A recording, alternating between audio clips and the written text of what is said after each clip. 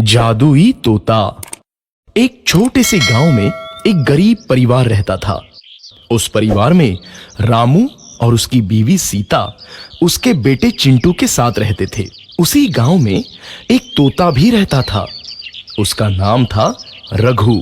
वो किस्मत का धनी था। जहां भी जाता वहां किसी भी चीज की कमी नहीं पड़ती थी। एक दिन रघु उड़ते उड़ते उस गरीब परिवार के घर गया। रघु सोचता है, अरे वाह, लगता है यहाँ आज बहुत अच्छा खाना मिलेगा। मैं पेट भर के खाऊंगा। वो एक कटोरी में रखे अमरूद देखता है। अरे वाह, अमरूद मुझे तो ये बहुत पसंद है। मैं तो इसे पेट भर के खाऊंगा। रघु तोता अमरूद खाने ही लगता है। तभी सीता रघु को अमरूद खाते देखती है तो गुस्सा हो जाती है और उसे वहां से भगा देती है। भाग यहाँ से, न जाने कहां से आ जाते हैं। मैं तो परेशान हो गई हूं इनसे। सीता के भगाने के बाद रघु चुपचाप से एक कोने में रहता है। धीरे धीरे उस परिवार की बरकत होने लगती है।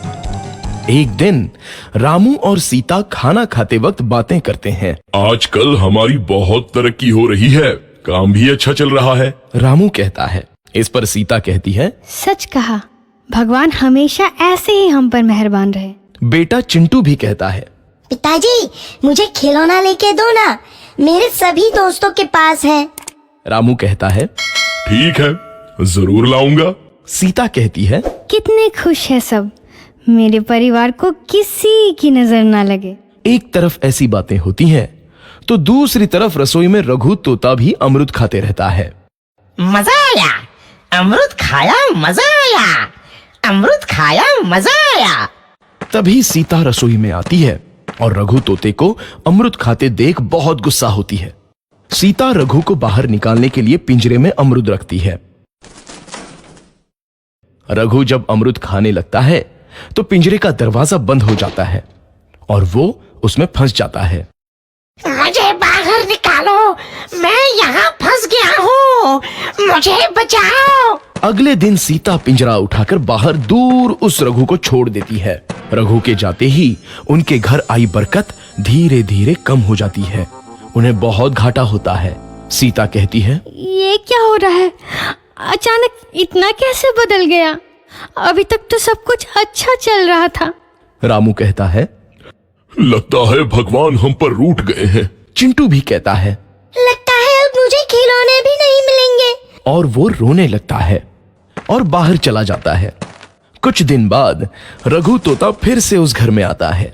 वापस आया, मैं वापस आया, अब मैं जमकर अमरूद खाऊंगा। रघु सीधा रसोई घर में चला जाता है और अमरूद खाने लगता है। कुछ देर बाद सीता रसोई में आती है और रघु को देख कहती है, एक तो घर में पहले से इतनी दिक्कत चल रही है और ऊपर से ये तोता मुझे और परेशान कर रहा है।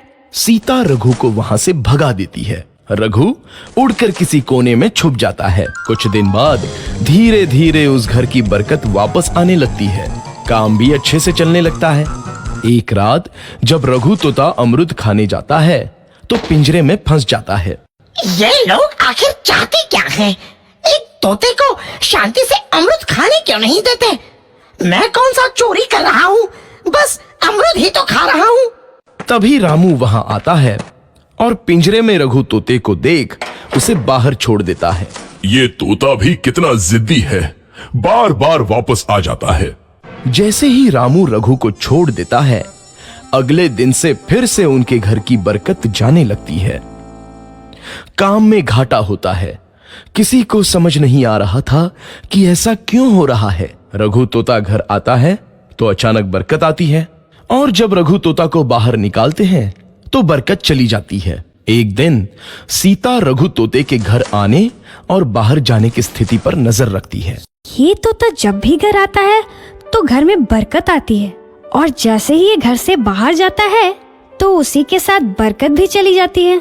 कहीं ये जादुई तोता तो नहीं है? अगली बार जब ये तोता घर आएगा तो मैं इसे कहीं नहीं जाने दूंगी। सीता रघु का बहुत इंतजार करती है लेकिन रघु तोता दोबारा उस घर में कभी नहीं आता।